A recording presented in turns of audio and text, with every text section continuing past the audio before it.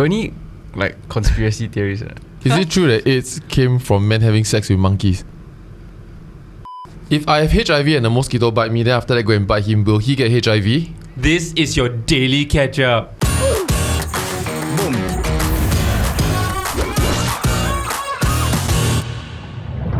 This episode was done in collaboration with the National HIV Program. And also, if you're enjoying the Daily Ketchup podcast, do remember to drop us a sub, hit that notification button, and also like this video. So to debunk and demystify some of the questions we have about AIDS and HIV, we've actually asked Dr. Wong to join us today. So Dr. Wong, you would like to introduce yourself? Oh, okay. So I am a consultant infectious diseases physician. My specialty is actually HIV medicine. And I've been doing it for quite a few years now. Right. I'm also Deputy Director of the National HIV Program, like I said, at the National Center for Infectious Diseases. Damn. So how do you like come to specialize in like HIV? And why? Yeah. Okay. I'll answer the why first. It's more interesting than the how, I think. Content. Great. Yeah. So when I joined medical school, in the first year of medical school, we had the option during the holidays of volunteering, and then we decided to go and volunteer Action for AIDS, and I think that's where I sort of figured that I found something that I really enjoyed doing, and it was a underserved cause. I think most people don't really want to go into HIV medicine, and I met some inspiring mentors along the way who sort of nurtured that interest, and I must say I have no regrets. I really enjoy what I do every day. Wow, that's so nice to say. Yeah. The what that I do, my day-to-day work is still as a infectious diseases doctor, so I see other infectious diseases apart from HIV. Okay. But the main bulk of the work that I do is develop programs to try to to lead the fight against HIV in Singapore at least. So that ranges from providing clinical care to patients all the way to designing programs to help them and advising other stakeholders on what to do, because obviously the fight against HIV is not just for doctors, but it's a community level thing as well. Yeah. So how long have you been doing this for? I became a specialist in 2014, so that's... Oh, how old are you? I am 38. Oh, wow. 38, but he's deputy director. Yeah. What the heck? No, but so I'm curious, right? Because you mentioned that you started volunteering quite a while back, right? Right. Do you think that the HIV movement, in a sense, has changed, has progressed? Yeah. Thank you. Yeah, I think it definitely has. Oftentimes, I think in Singapore we bemoan the fact that things are not as progressive or as advanced as in other countries, but I think every setting and every country is slightly different. But from the time that I started volunteering, and this was in 2001 to now, it's like been 20 years. The changes are actually innumerable in terms of access to treatment. Using a lot of words, I don't know. Okay, so bemoan means complain. Let's keep Jermaine to the conversation. No, so I think in terms of access to treatment, in terms of where people can go to get tested, and even in terms of the campaigns, the advertising campaigns and awareness campaigns that are out there. I don't know if you have seen some of the posters around bus stops and MRT stations, that have just come out in the recent few days to few weeks. They've actually featured, a person living with HIV who's out about her status, and talking about how people living with HIV can live lives just as anyone else. So I think even 10 years ago, 5 years ago, this would have been quite unimaginable, but things have changed a lot. And also, for a long time, medications in Singapore were quite expensive, but in 2020, almost every single one of the HIV medications that we use on a day-to-day basis have become subsidized as well. So I think things have subsidized to a very surprising amount, I heard, right? Are you able to drop a number?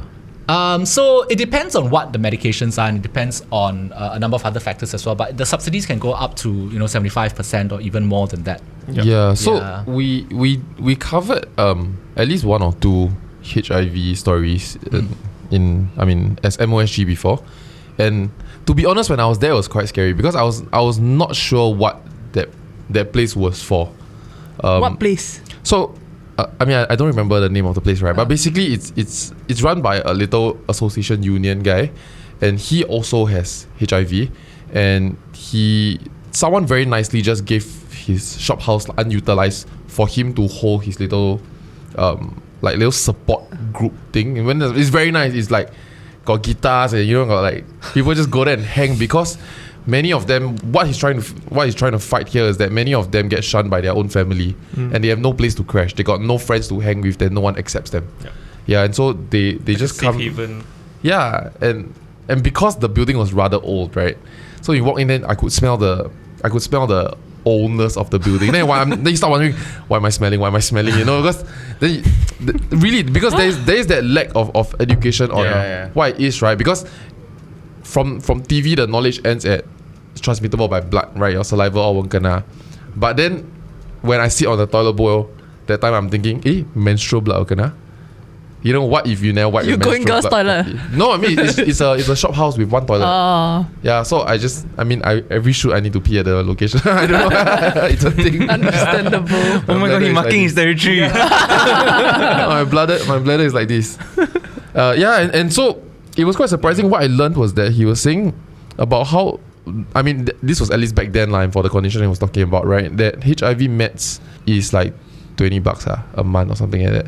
Each one, am I very off? I think it depends on what you were talking about. There was a time before the subsidies kicked in where there were access to medications from other sources as well. So there are neighboring countries that make what we call generic medications, right? That are sort of not the brand name medications, and they are allowed to do so under special dispensations from the World Trade Organization as well. So some of these medications are used by patients in countries other than where they are produced, including in Singapore.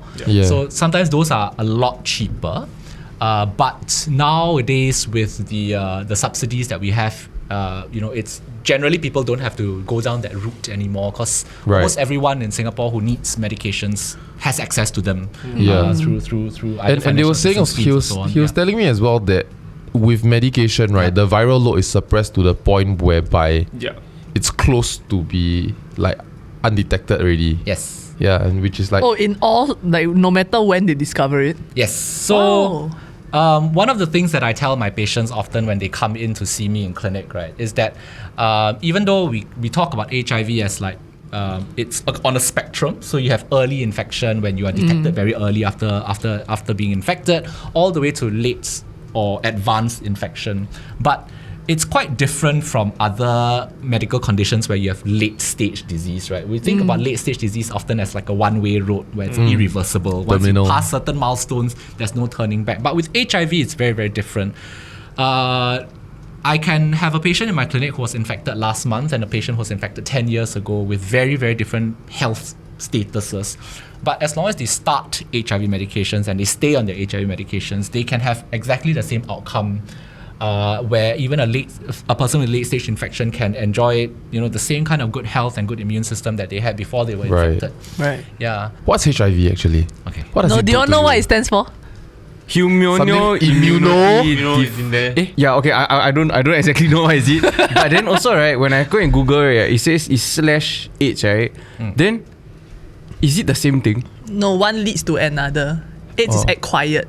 God damn, the knees dropping knowledge. Hey, because I researched for this episode. I know you get HIV first, right? And then you get AIDS. So HIV, I think you are almost there. Human immunodeficiency virus. Oh, you're too kind. They missed like half of it.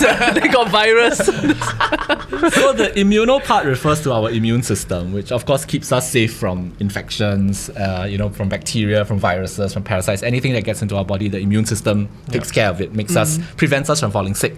Deficiency means a lack of something, right? So the HIV is a virus.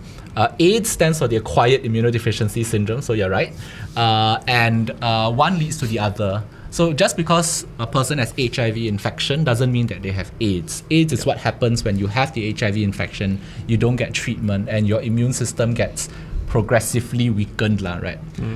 So the HIV virus, when it's in our body, what it does is that it attacks a particular part of the immune system called a particular kind of white cell, called a white blood cell, called a T helper lymphocyte or CD4 cell. So sometimes, when you go online and you read about HIV, They zone out already. okay, maybe I'll dial it back a little bit. So it weakens the immune system, and then when our immune system is weak, we fall sick more easily. Oh, okay. Now I understand. Yeah. So back to the question, right? Like, so how exactly does the medication work?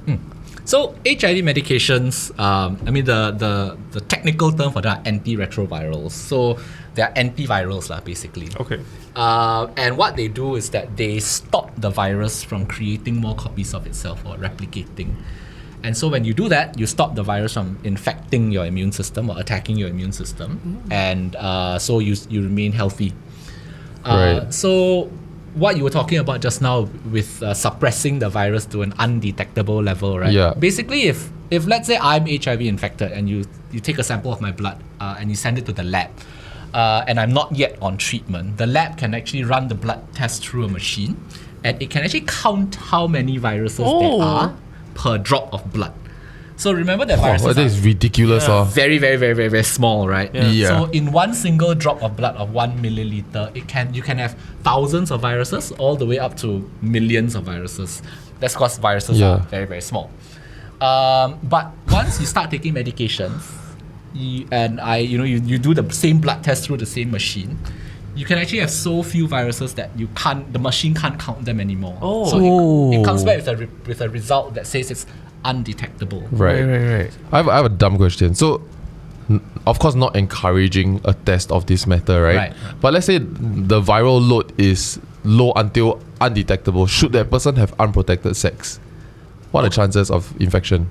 So I am often asked that question, and I will usually answer in this way. I have many patients who are married couples, right? Where one person is HIV positive and one partner is HIV negative, and they want to have a baby. Oh, right. Right? So obviously you can't have, you have to have condomless sex in order to have a baby, right? For conception to take place. So my patients always come into my clinic and ask, hey, can or not? I don't want to infect my wife. And I tell them that, well, once you're on medication and your viral load is undetectable, there is practically no risk of you infecting your wife. Sick. I feel like because HIV is related to sex, which is like a carnal nature of human beings, right? It has, there's so much misconception, but it's also very privileged in the sense of funding, in the sense of research. In a sense, you know what I mean? I feel like there are so many problems in the world, right? But HIV has gotten a lot of support. Because everyone wants to have sex. And because people want to have sex, right? Like, even a rich guy kena, he's like, oh my god, I'm gonna fund this, right? Yeah. It wasn't always like that, lah. Because I think if probably most of us in this room will not remember the worst days of HIV because they happened really in the 1980s. Yeah. And we have to remember that HIV still kills about 1.7 million people every year. 1.3 to 1.7 million people every year. Thankfully, the number of deaths due to HIV are going down. Most of the people who die from HIV unfortunately die because they don't have access to medications. Thankfully, this doesn't happen in Singapore, but it does happen in many other parts of the world as well. Advances and the progress that we have had is actually due to an non-stop sort of drive to try to find a cure, right? Because we've talked about an undetectable viral load, we've talked about a suppressed viral load and not being transmittable to an unborn child or to your sexual partners. But HIV is still, unfortunately for now, incurable in that sense. We can't eliminate it from our systems. There have been a handful of cases in history. These have probably occurred as a matter of very, very good luck and very, very chance occurrences. Right. Of actually being cured of it. Of actually being cured by I think recently there was one girl, one lady. Yeah. So they have some quirk in their immune system that has enabled them to eliminate the virus from their system. One other patient, who has since unfortunately died, was cured when he received a bone marrow transplant. That one, I read about that. Unfortunately, he had to have a bone marrow transplant because he also had a very aggressive form of leukemia. So shit. Yeah, so you don't. It's not really practical for us to do that for all our patients at this point, especially given that medications nowadays are so effective. They have so few side effects. and they are generally easy to take. So we talk about like the evolution and the progress that we've made in the medical side of things, right? And the fact that if it is undetectable, like you could practically almost live as normal a life as possible, right? In that sense. But yet there's still a lot of stigma associated with it. Like we look at like what John said also, like even though he knows about this, he still went to that safe haven and was still a little bit scared and paranoid about stuff, right? Let alone what about those who are still misinformed. So I think like just like 2 years ago, there was an article about a man who like said that because he told his workplace he had HIV, he was terminated. Right. You know, he was working at this F&B restaurant. And like the F&B like place came out to say that, oh, we terminated him because he wasn't honest on his application form about his health status. Sure. We then sparked another debate about why do you need to be declaring your HIV health status if it doesn't affect like your work performance to that extent lah. So like the stigma is still very, very real, especially for people living with HIV as well. Like in terms of like your interaction with patients, like do they talk to you about like some of these grievances, a lot of these concerns? Yeah, I think definitely the nature of my work is that oftentimes once once a patient comes to see me, I walk that journey with that patient for his or her life, for their lives, because HIV is like a lifelong disease. What a privilege, right? So yes, it's really a privilege for me because I see them through what it was like when they were first diagnosed, to getting them through to being on medications, and then eventually on the other side when their HIV almost becomes a non-issue because their health is back to norm, back to what it was like before. How long is that process, you think, like typically? So it depends on what stage they start treatment at, because remember we were saying just now, right? But a range leh? Generally speaking, within about 3 to 4 months of treatment, right? Most people are. And treatment is just oral meds. Majority of my patients take 1 or 2 tablets once a day. Right. So it's even after the undetectable viral load, they're still taking this. Yes. Okay. Yes. So I tell them that most of my patients, the younger ones, I'll tell them, you have parents at home. Likelihood is that some of them have high blood pressure, some of them have diabetes, right? They're also taking tablets every day. Yeah. We never talk about curing diabetes or curing hypertension. It's not exactly the same, but it's a similar concept. You take a daily medication to control a medical condition that you cannot cure, but with this tablet that you take, you can control it so that you don't get any problems that arise from it. Yeah. Oh, that's good. I mean, based on my impression, like people living with HIVs do go through physical changes and such, right? Does it actually affect their work? I think there's sort of 2 parts to your question, right? Whether they experience physical changes and then whether it affects their work. Yeah. So the part that's simpler to answer is whether there are any physical changes. And I would say that there was a time, maybe 20 plus years ago, when people were saying that, I don't want to go on medications because you could. There were some older medications where the side effects could change the physical appearance of people. So based on what I read, it's like some abnormal fat distribution, or like you get very visible veins and stuff. Yeah. So that is really, I would say 2 decades ago. Those medications are no longer being used. You're like the doctor's worst nightmare. The fella try and diagnose you, then you're like, no, that's not what I read. On Google Yeah, WebMD doctor. So of course, if you don't get treatment and you fall sick, then there might be some physical changes that come about from that. And the most common one would be like weight loss, because your body is constantly trying to fight an infection. Right. But I would say that for most of my patients, once they start medications, there are no real physical changes, either in appearance or in the way that they're able to live day to day. Right? Because essentially their health and their immune system is maintained at levels that are almost the same as it was before they were infected. Right. So then the second part of that question, which I think you kind of talked about as well, which is with regards to whether it affects their work or not. If your health is in good shape and your immune system is functioning as it should be, then there's no reason why it affects your work. But and a throwback to what you were talking about just now about the article, in almost all professions, HIV does not affect your work, right? Because it is, as you pointed out as well, only transmitted through contact with infected body fluids, right? Blood, semen, other sexual fluids, and so on. And I would say that in most workplaces, that's not an issue. Yeah. Hopefully not. Hopefully not an issue, yes. So there are certain things where, especially in healthcare, where there are what we call more exposure-prone practices. Yeah. But even then, if a person has an undetectable viral load, then the risk of transmitting it onto others is practically zero.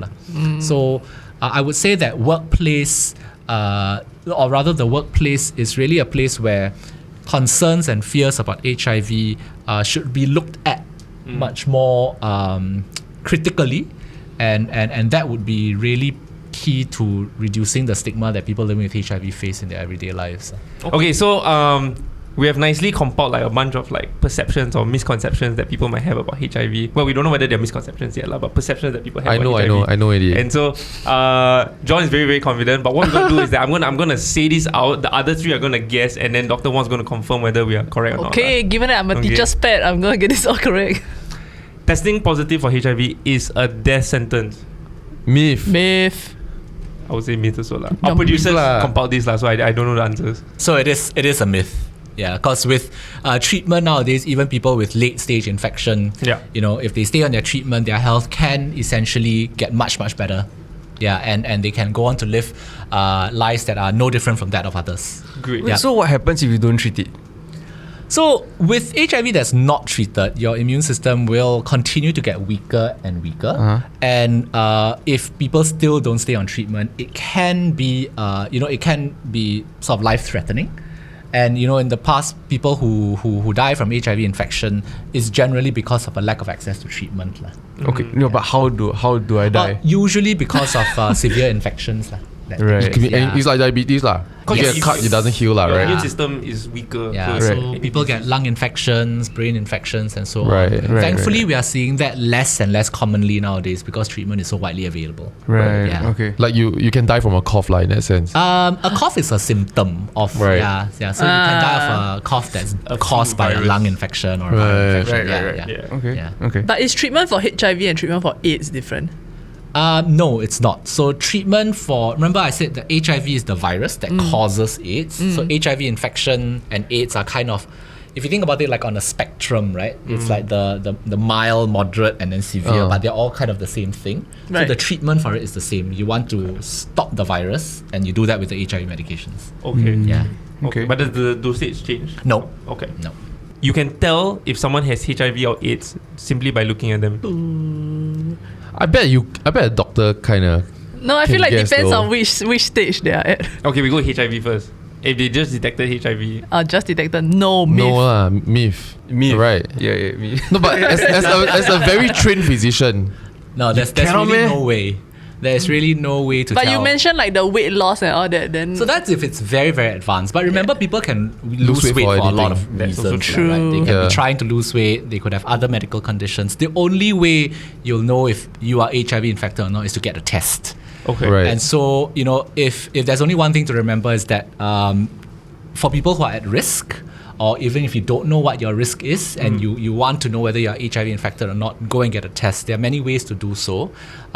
Almost any clinic will be able to do so. And there are 10 sites around Singapore where you can also get an anonymous test if you don't feel comfortable registering with your name and your IC number, for example. Yeah. So wait, is it on the spot test? So there are different kinds of tests. There are rapid tests, which you can get a result within 20 minutes. Like an ART. Yeah, it's very similar to ARTs. But the difference with the ART for COVID is that at least at the current moment, you can't buy it and do it yourself at home. Right. You still have to go to a facility like a clinic or like a testing site and get it done there. Okay. But you can get results within 20 minutes. And then, of course, if you go to other places where you get the normal blood tests and so on, it takes a couple of days for the results to come back. But that's the only way you'll know whether you're HIV infected or not, for sure. Right. Okay. Yeah.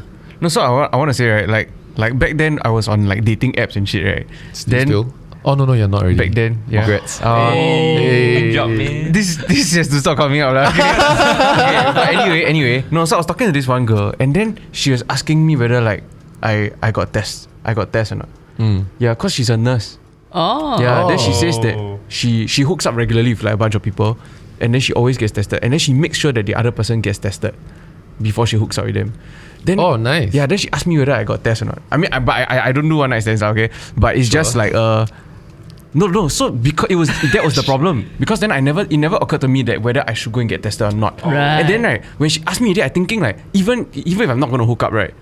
Should I just go and get tested? Then I start to think about like I scared that you might have it. And then you went to get tested. No, I never. Until now. Because he's still I just scared. don't understand it enough. Right. Yeah, then I feel like, I don't want to know. Should I know? So today we prepared a special test kit for John. You need to ejaculate into a cup. That's not how you do it. No,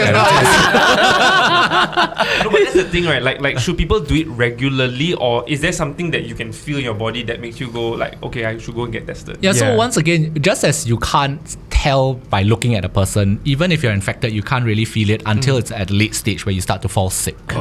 So sometimes people say, I don't want to get tested because I feel fine, right? But that's really not the right way to go about it. Now, does everybody need to get a test? Obviously, if you've never been exposed to HIV, if you've got zero risk of being infected, if let's say you've never been sexually active before, never shared needles with anyone before, never had a blood transfusion outside the country before, then there's no way the virus could have come. You could have been infected.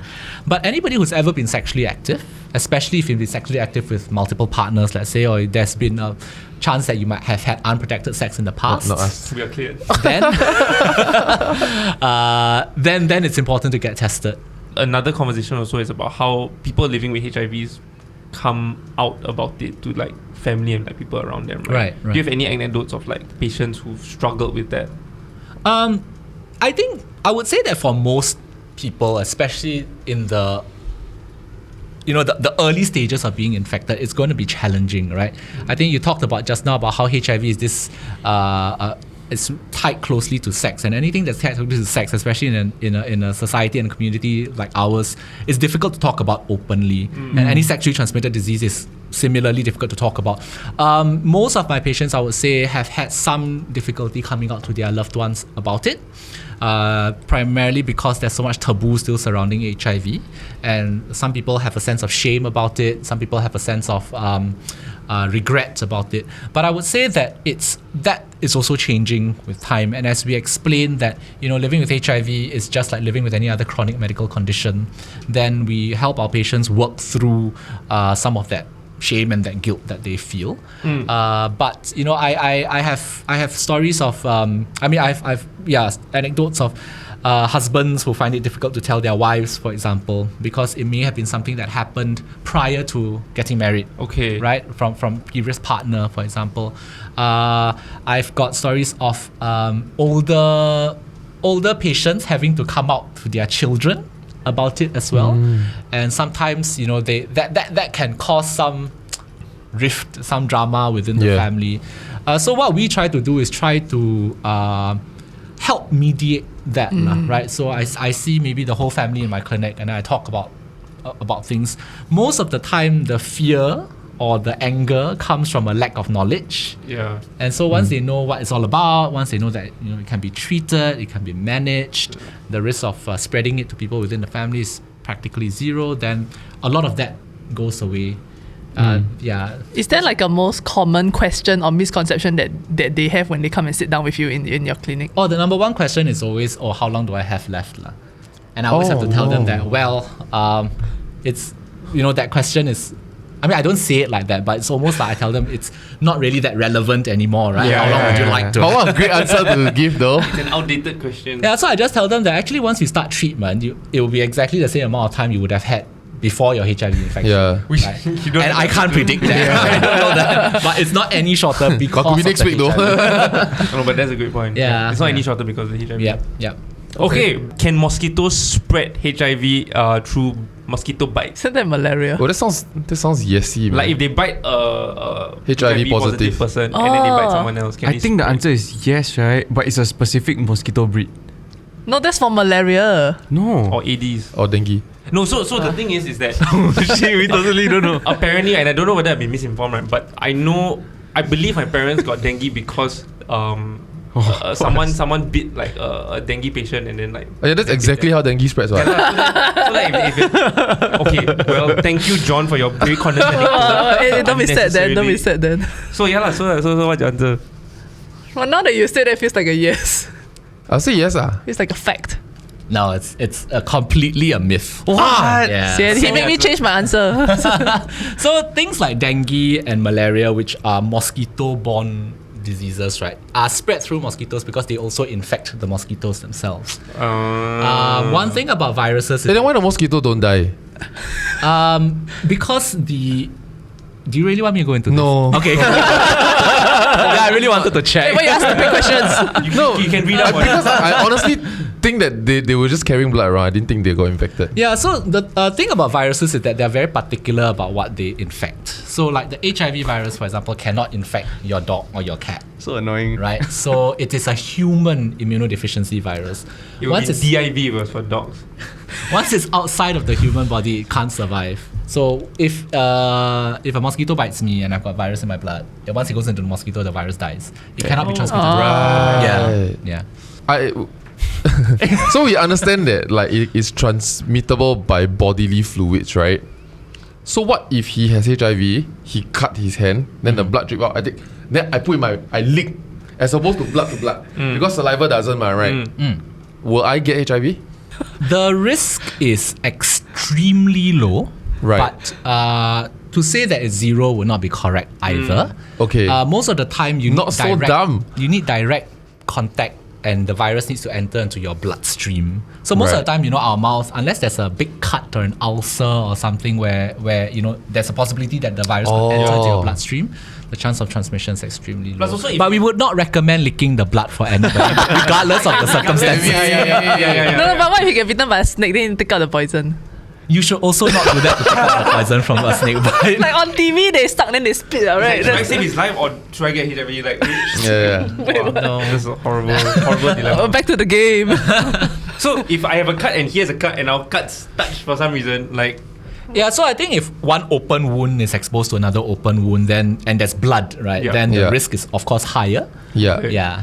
But why would you? But why would you? yeah. No, I agree. So No, we shake hands, man. You know what I mean? Like we do push-ups on the floor, we bleed because we manly men, right? Yeah. Then we shake hands. No, like, it's good a- workout. Exactly, it's a stupid question, right? But I think a lot of like, even though I am educated now on the HIV, on HIV, To a small extent, yeah, to a small extent, I feel like there's still a lot of paranoia around it because of like what of that 1% freak chance of something like that happening, right? So like the menstrual blood thing I had in my head when I sat on the toilet bowl. Oh, yeah. That's valid, right? Or is that not valid? It's not really that valid because once again, remember, once the virus is out of your bloodstream, regardless of whether it's in a mosquito or it's exposed to the air, Onto the a virus toilet bowl, dies yeah. very, very quickly. Right. Yeah. Okay. So a lot of those fears about sharing toilets and all that are also completely myth. Okay. Yeah. And also from sharing toilet, it will not enter your bloodstream. Hanging in a toilet bowl, I don't know. You know what I'm saying? I completely don't know, but Is there a chance of contracting HIV when sharing food with a person living with HIV? myth. Yeah. I would say myth. No chance. If the food is... What if the food is cold though? Huh? If the food is hot, you might cook it, right? Give it to But him. if say right, both have ulcer or one person got cut in the mouth or like something like that. But they're not sharing the food that they put in their mouth, right? No, you need No, like say the mother Yeah. chew the food first, then Pass spit to the into son. the baby Oh, yeah, mouth. they- And then the mother got ulcer. Yeah, it's possible, right? If the food is cold, if it's hot, you will cook the thing. It's only possible if both of them have a cut in their mouth. Yeah. Yeah.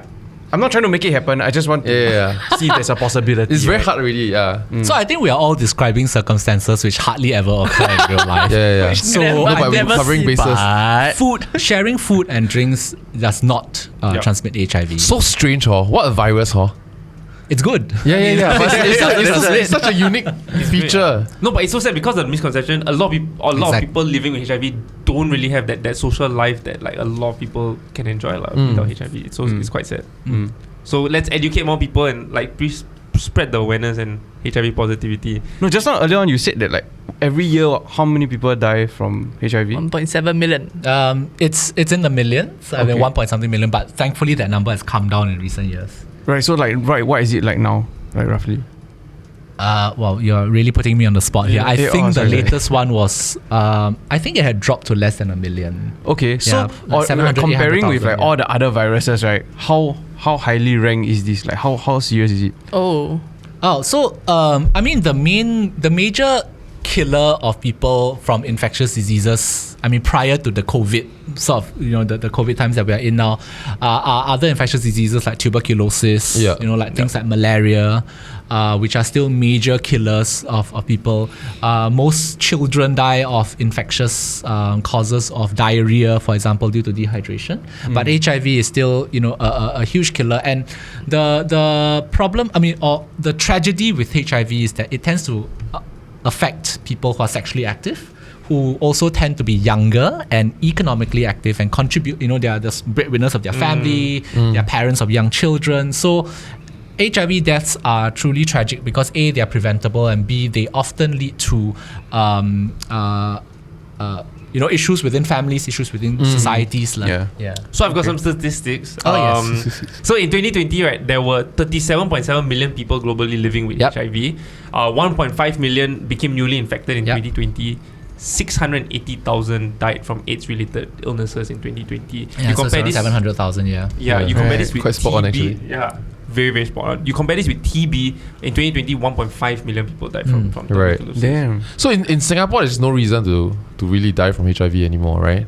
So it's interesting you say that, because many of our people living with HIV now, we are seeing that as they grow older with HIV, the causes of sort of death and passing away are actually not related to HIV, right? They die of age-related problems, of cancer, other things that are, sort of not age-related, and that shift away from dying of HIV to dying with HIV is actually a testament to the success of our treatments. So, like, how likely is a cure? Because there's been news of it constantly, right? But we've still not found one even after 40 years.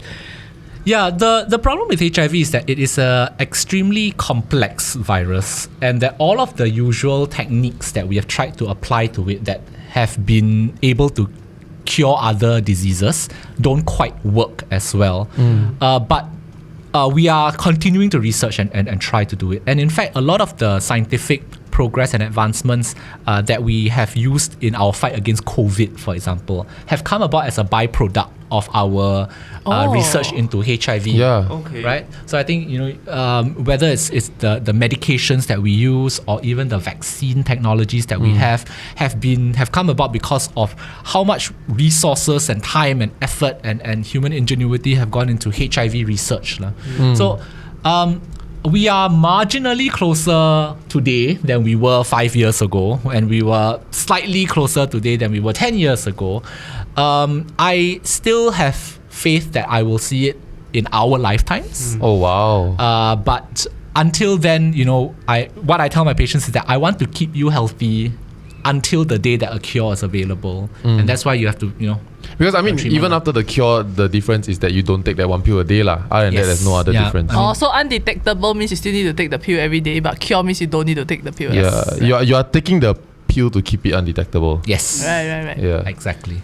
There was this very good short film by, I think, like Bu Junfeng, right? Have you seen that? Which one? The long, like, one take one about the nurse. The first nurse. Iris Verghese. Ah, you know her? Yeah. She was still working when I joined. Damn. Sorry, who is she? No, so basically I think it was the first ever case in Singapore, right? One of the first cases. One of the first cases. So that everybody, they don't understand this, so they all scared. So she was one of the few nurses who go and volunteer to go and take care and help that It's patient. like Mother Teresa. Yeah, so Bu Junfeng did a short film about her. Yeah, damn good show. You all should go and watch. Oh, so you know her? Yeah, I know Iris. She's a lovely lady. That's so cool. It's like, Yeah, it's really good. it's like meeting a historical figures. Yeah, it's like Spider-Man. Speaking of Spider-Man, like, so Andrew Garfield, he starred in this show called Tick Tick Boom. I don't know if you've seen it. Yes. And so it was so, like, jarring to me because, like, they were living in the 1990s, right? And basically all his friends, like, so many of his friends were just dying, like, every week to Spoiler HIV. alert. Yeah. And then what was interesting to know, right, was that his best friend in the show, who was then diagnosed with HIV, again, massive spoiler, but, like, you guys are not going to watch it if you haven't watched it by now. Yeah, okay? probably not. So in the show, right, his friend, a big turn in the show was that his friend got diagnosed with HIV, and this was in the 1990s, right? He's still alive today, that friend. Right. And it was so interesting, because, like, in the whole show, it really was such a downturn. in the main character's life lah. But it's crazy to think that the AIDS pandemic at that point of time, like so many people were just dying, and now we've gotten to a stage where you can live. I think if you look at how the reporting of HIV and AIDS, or like terms that they're using in the media, right, it has also changed quite a bit from like 1980s, 1990s, where they called them like lepers, or like they called them they called it incurable, like mystery disease. It really wasn't. Yeah, and I think we've really come a long way from that lah. Yeah. Is it true that AIDS came from men having sex with monkeys? No, it's not. We Have will you never heard that probably one? we will. Have. I mean, we will probably never know the true story, but there's been a body of research that shows that it probably made the jump from it did start off in apes, in monkeys, lowland gorillas and chimpanzees, but it probably made the jump when because in that area and at that time and even up to now actually there is a practice of eating what they call bushmeat, which is like basically wildlife, right, that you hunt and you eat, and the theory, which of course can never be proven, but there's good evidence to suggest that is what happened, was that as somebody was butchering it, they probably cut themselves and then were stained. And also, when you're butchering an animal, there's a lot of blood. So that is probably when the jump was made. And we think going from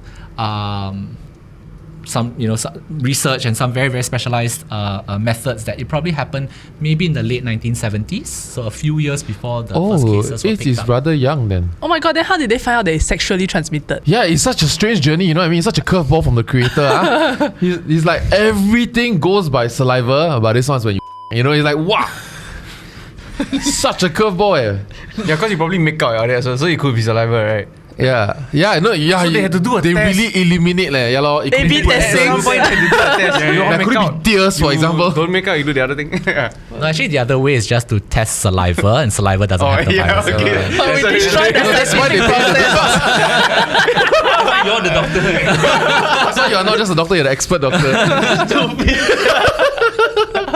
I feel like if I have to take medication every single day, the most likely thing to happen is that I'll forget to take it for a few days or a week. Right. What's the impact on that? So the impact is actually, if this sort of practice continues, right? If patients kind of miss their medications, even if it's occasionally, but if it's like a habit, it happens for a long time, the medications can actually fail.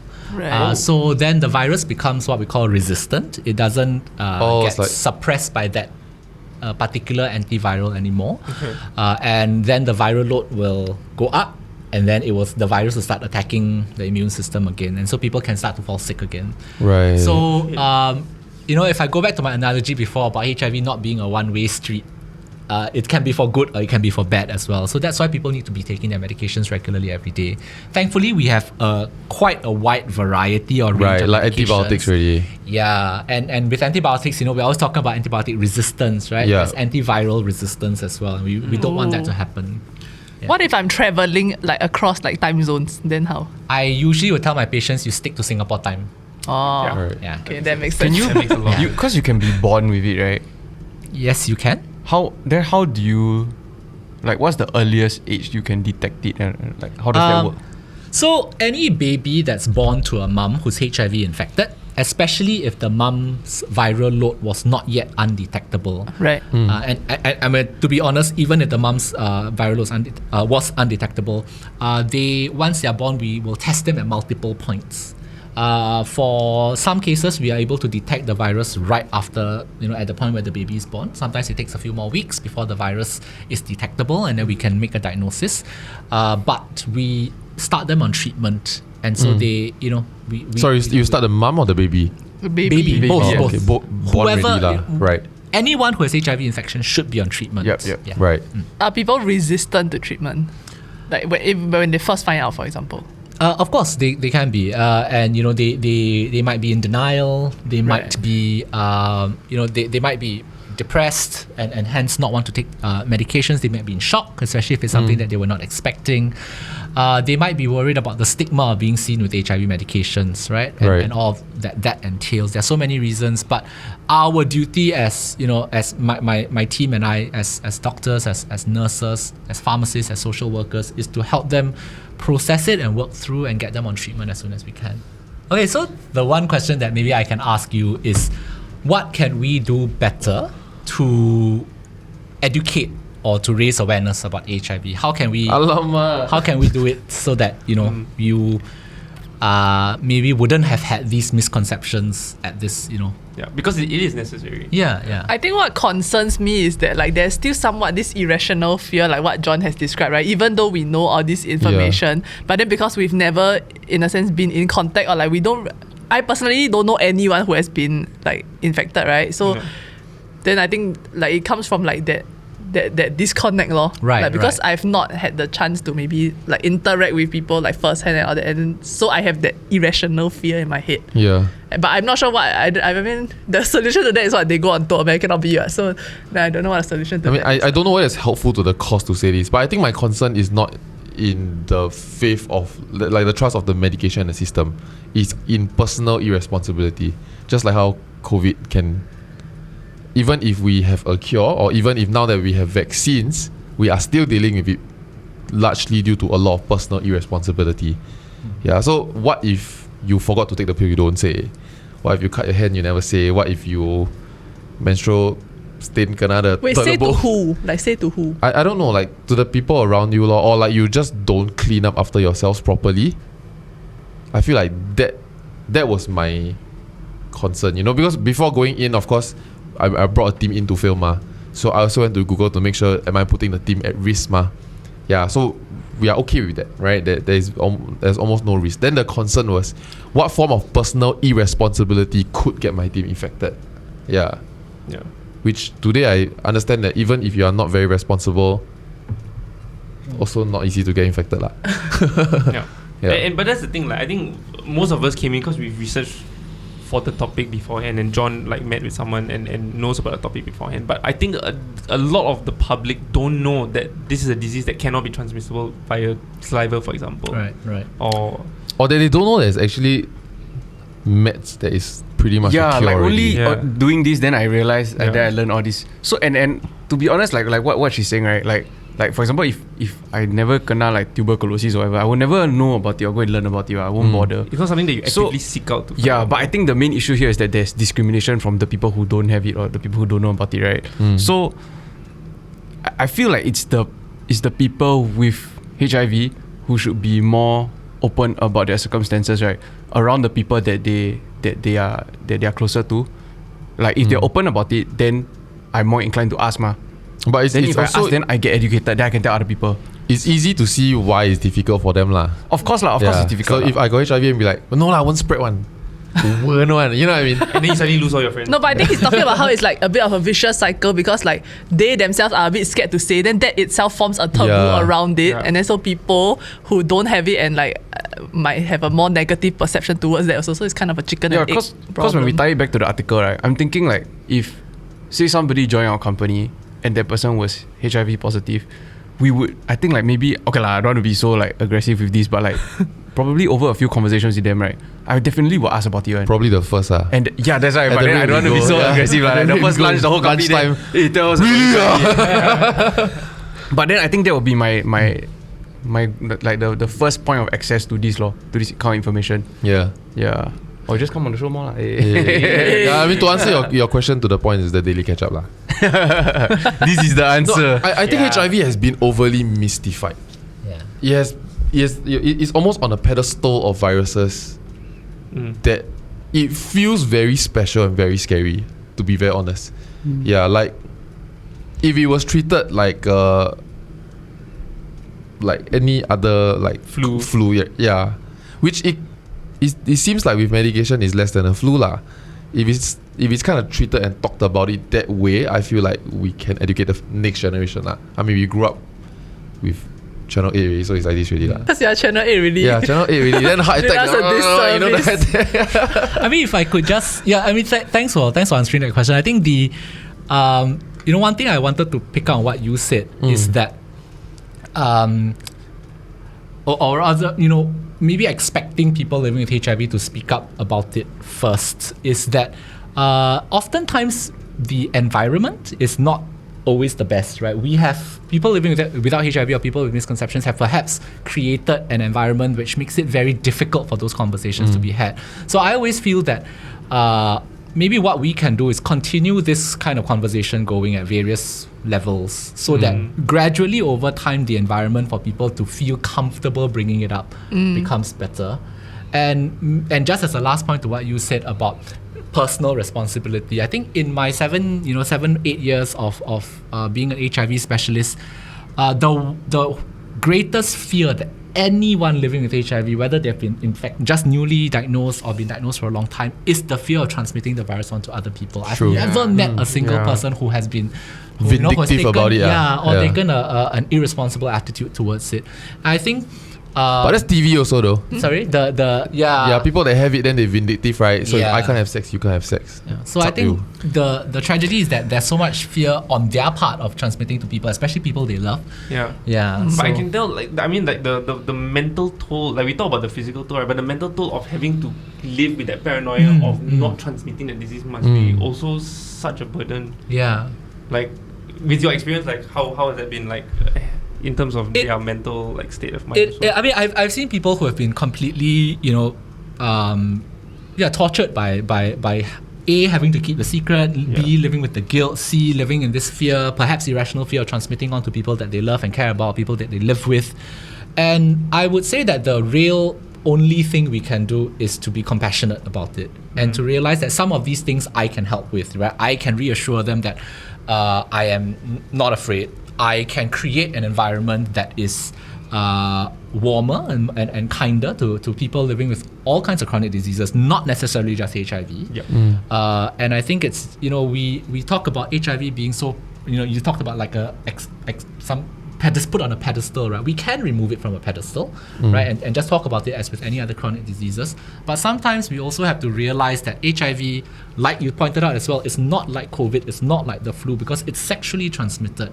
And anything that's related to human sexuality is often a little bit more challenging to address, and we have to sort of approach it from a slightly different angle. So there's no simple answers, unfortunately, and that's why I'm really appreciative and grateful that you invited me here, because it's really through having these conversations. And then I always tell people, right, no matter where I go, if you can go and talk to one other person about this and then ask that person to also talk to one other person. Spread it like an infection. There you go. Not necessarily the metaphor I would have taken, but sure. Make it viral. Hey guys, thank you so much for watching. Also a massive thank you to Dr. Wong for joining us today and also enlightening us with HIV knowledge. And I hope you learn a thing or two as well and you help to spread that HIV positivity. Don't spread mistruths lah. Okay. If you still have any questions, maybe you can drop it in the comments and we can debunk them too. The fellow experts here will help you out. We'll try. And there's also a link down below in the description box for more information about HIV and its treatments as well. Thank you so much for watching. If you enjoyed what you watched, remember to drop us a like, hit that notification button and subscribe. See you.